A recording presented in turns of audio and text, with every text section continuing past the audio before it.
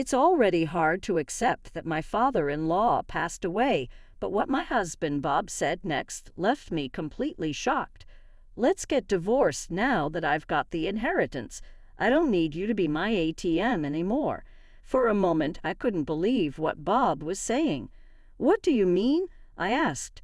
Bob grinned smugly and explained, I have about $1 million from my dad's inheritance, so I don't need you anymore. Then Bob started complaining about me. Do you know how embarrassed I've been? I had high hopes because my dad arranged our marriage, but I was disappointed to end up with someone as plain as you. Well, why did you marry me then? You could have just said no, I replied. It's obvious, isn't it? For the money. Who else would marry someone like you? I couldn't stay silent after hearing that. Fine, here's the divorce papers. I decided to agree to the divorce without telling Bob something important. I hope he regrets this deeply later. My name is Catherine Smith, and I'm 42 years old. I run a fashion company. I married Bob, who is 2 years younger than me, 2 years ago. Our marriage was arranged. Bob is the son of Mr. Smith, the CEO of a company I've worked with for many years. Being an only child, it seemed Mr. Smith initially intended for Bob to succeed him, but Bob showed no interest and wasn't particularly good at his job. So Bob quickly dropped out of the running for successor and just worked as a regular employee. What attracted me to Bob was his laid-back nature. Since childhood, people often told me I was too serious and lacked spontaneity. I was often praised for being studious, but some people found me too stiff. Some of my ex-boyfriends even told me, "You're not fun, it's like I'm dating a boss." It was heartbreaking, but I always thought maybe I was too serious. Being labeled as inflexible was a common occurrence. I struggled with handling things casually and often got too engrossed.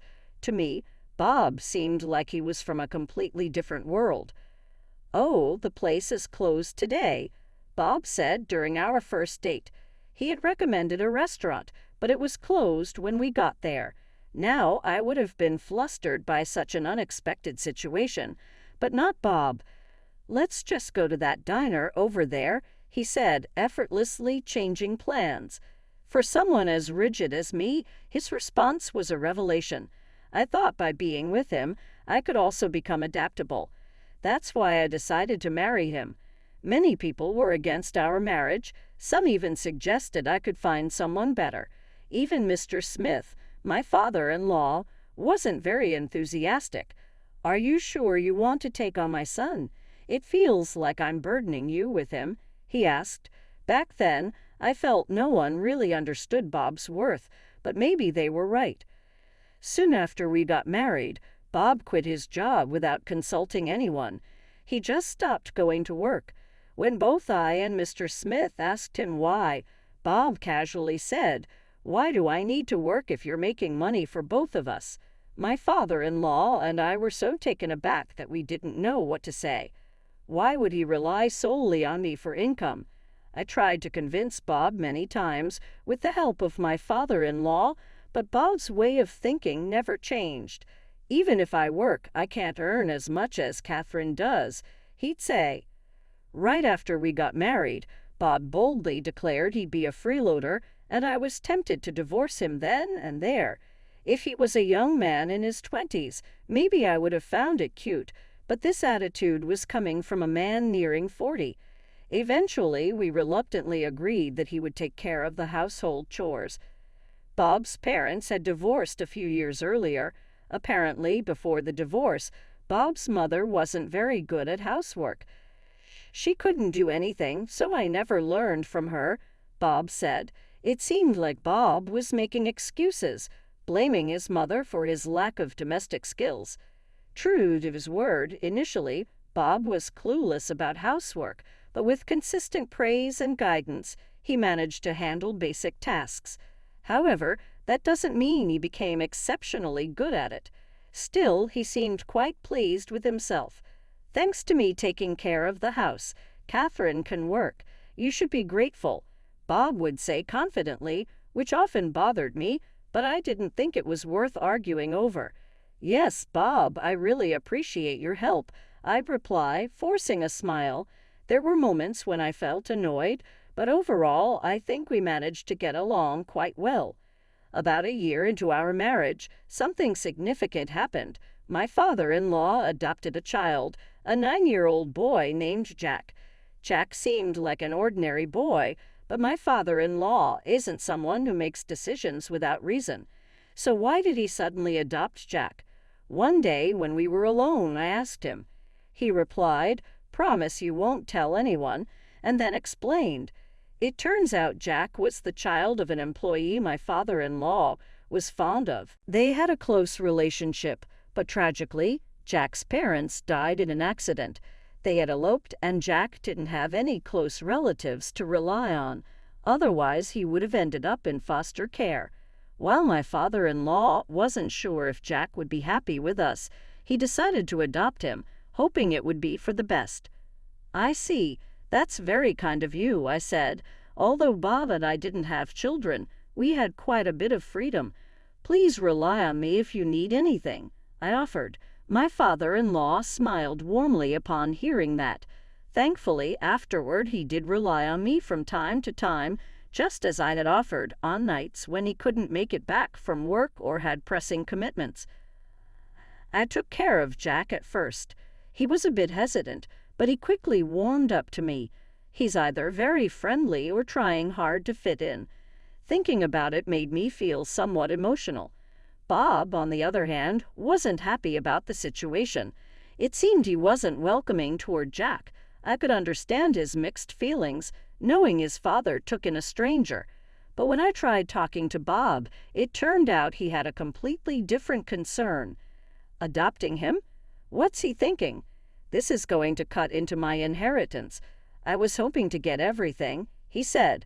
I couldn't believe my ears. Bob wasn't conflicted about Jack. He was worried about the inheritance. "I'm going to talk to Dad about this. I'm not cool with it," Bob declared one day, and he went to confront his father. When he returned after a while, to my surprise, he was in a strangely good mood.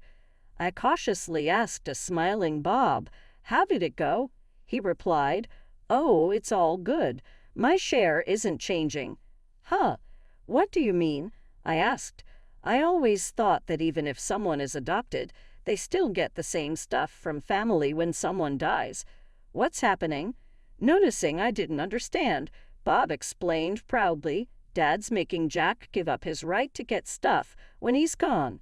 It's because I'm his real son." I was surprised. Could the father-in-law who talked about Jack so nicely really be planning to give him nothing? Something seemed wrong. I wasn't sure, but Bob seemed happy about it, saying, "I'm glad.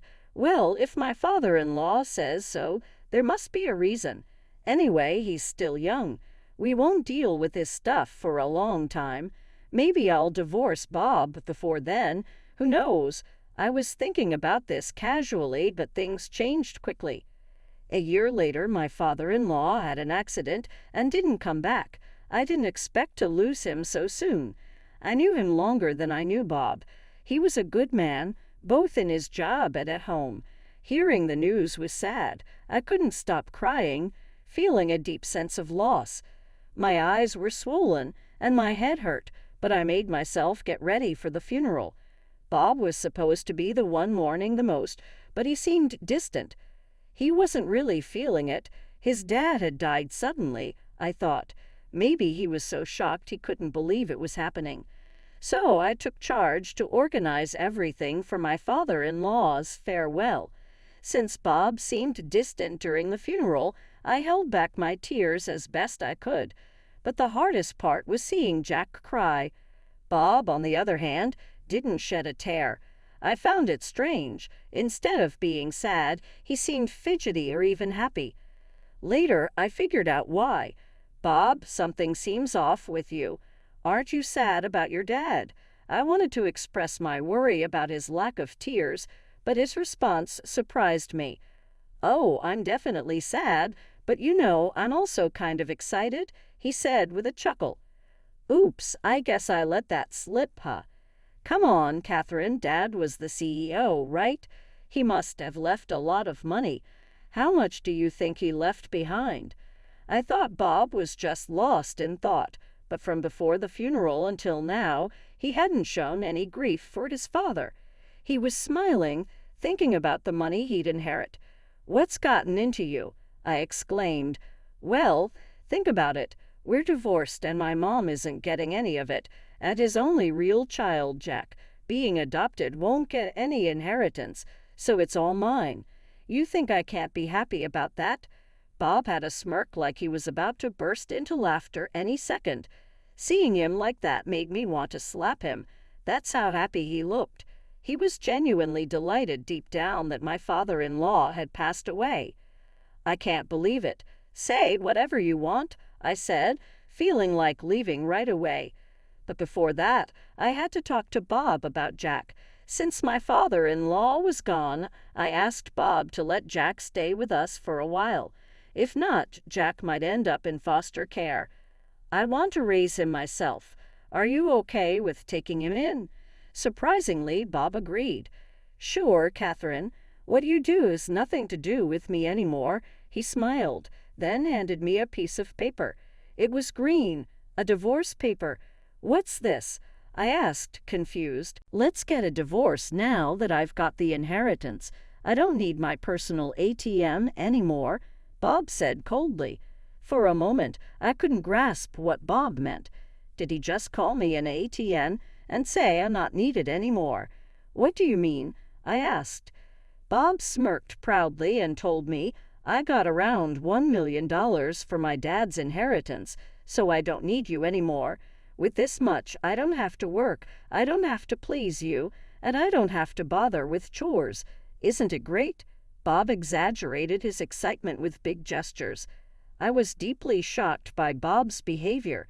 The inheritance was money that came after my father-in-law's death, but Bob acted like he hit the jackpot. He didn't seem to mourn or remember my father-in-law at all. He was genuinely happy. But money can change people. It's common for folks to act differently after coming into a lot of money. Maybe Bob's just getting carried away by the huge sum, I thought. "Calm down, Bob. Let's talk about this," I said, placing my hand on his shoulder. Bob shrugged off my hand and yelled angrily, "Shut up, you boring woman. I only married you because my dad introduced us, and you were a CEO. But I always felt suffocated with you. It's been hard for me," Bob went on, listing his complaints against me. "I was so disappointed when I expected someone better from the arranged date my dad set up, but then ended up with someone as plain as you," he continued. "If that's how you felt, you could have just said no to the marriage," I shot back. "I never forced you or begged you to marry me. I couldn't accept being painted as the villain. So why did you marry me then if you didn't want to?" "You could have declined," Bob mocked, laughing at me. "Basically, he married me for my wealth," he admitted. "It's been a while, so I guess it's safe to say," Bob started, revealing a shocking fact. "I had a significant debt. My dad said if I changed my ways and devoted myself to you, he would pay it off. So, of course, I would marry you. It meant he never loved me. He just married me for the money. Well, it wasn't fun, but thanks to you, I was saved. Thanks a lot." Seeing Bob laugh so cruelly, I made up my mind. I didn't know this man anymore. I decided not to give him the advice I had planned and started filling out the divorce papers without hesitation. Bob, who had been pushing for the divorce, seemed a bit surprised to see this. "Hey, are you thinking of getting a divorce now?" "Fine. Here's the divorce paper," I said, after writing them, feeling a sense of accomplishment. "Now we're total strangers. Yeah, whatever happens now doesn't concern the other. You can live with that kid back, and I can hang out with younger women. We're free." Bob was ecstatic from what I could see. He hadn't cheated during our marriage, which surprised me. I never suspected it, but that was interesting. "Bob, if you were this happy about it, you should have divorced sooner." I had my reasons. I wanted the money. Bob carelessly stuffed the divorce papers into his bag and left the house in a hurry. I didn't feel right staying in the house where I'd lived with Bob. I thought about starting fresh somewhere new with Jack. It seemed like a good time to sell the house and move.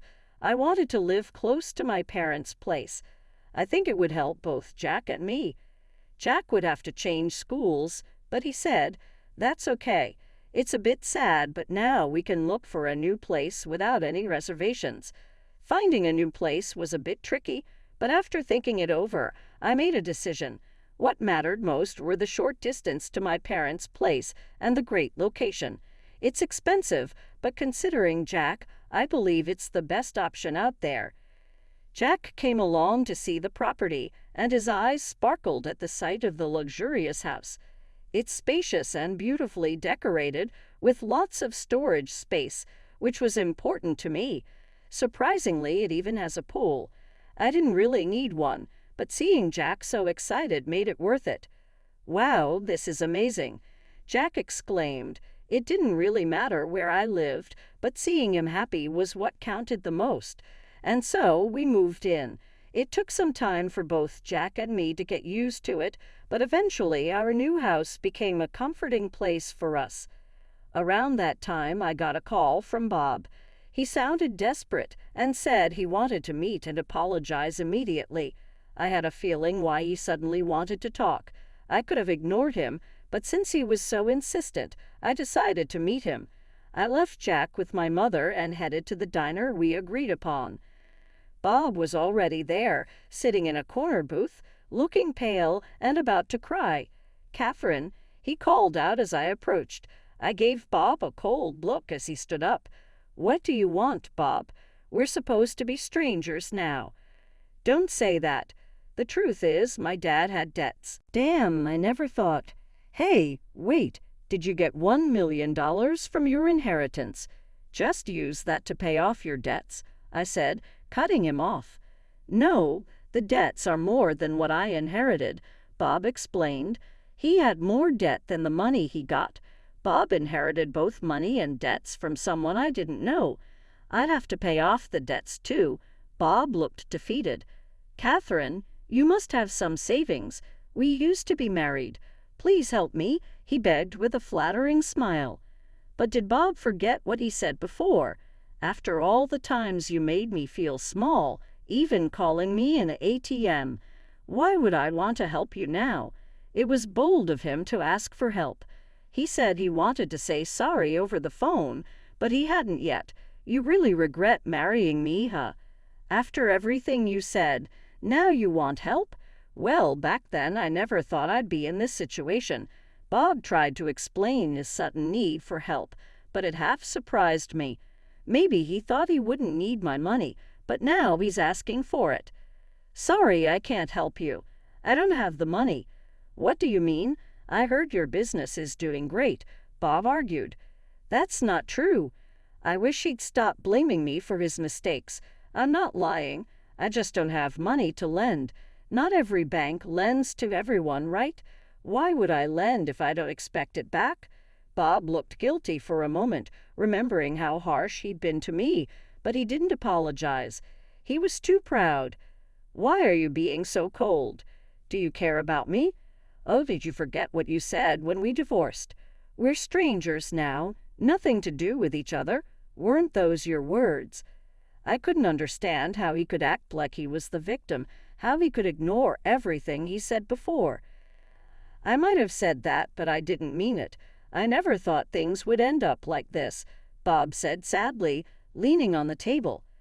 "I thought about the life insurance, but my dad's lawyer said I'm not the beneficiary." "Oh, really?" I chuckled at his words, which surprised Bob. "You don't think Catherine would be the one your dad left it to?" "No, it's not me." "Then why did you laugh?" "Just felt a bit sorry for you, that's all. If it was insurance, I wouldn't have inherited the debts." "Exactly. That's why my father-in-law had Jack give up the inheritance. He left something for Jack through life insurance. Jack was the beneficiary of my father-in-law's life insurance. Is that all you wanted to talk about? If so, I'm leaving. There's nothing I can do for you," I said firmly. "Wait, can't we start over?" I was just upset about my dad back then, but I truly care about you, Catherine," Bob pleaded. "You mean you only see me as a dollar sign, right?" I know, Bob tried to deny it, but I wasn't fooled again. "After all, I don't have a single dime to give to someone like you." "Well, someone important is waiting for me at home." With that, I left the diner. I could hear Bob crying out, but it didn't affect me. I needed to hurry home. Jack might be hungry, or maybe he got something from his grandma. I quickly headed to the subway station. As for Bob, I heard he's working multiple part-time jobs to pay off his debts. With no work experience, qualifications, or motivation, he couldn't get a full-time job anywhere. I once saw him working at a convenience store while I was on my way to a client. He looked much older and thinner. Quite shocking. Bob, who had been relying on others, was now facing the consequences. There's no sympathy for him. On the other hand, I'm living peacefully with Jack. We even argue sometimes. Now, it's saddening when Jack ignores me after a fight, but I try to see it as a sign that he's opening up to me. I plan to support him until he can stand on his own 2 feet. That's probably what my father-in-law wished for, and it's my goal in life now.